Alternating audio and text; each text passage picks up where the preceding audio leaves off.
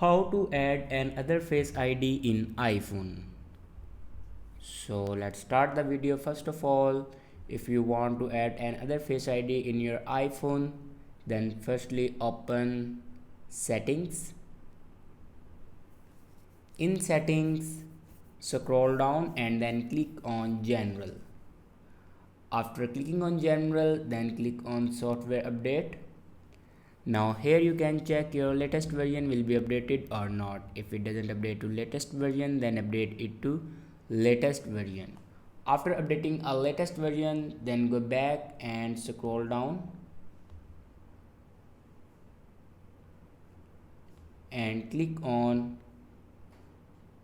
Face ID and passcode. After clicking on Face ID and passcode, then enter your current passcode. Now click on setup an alternative appearance.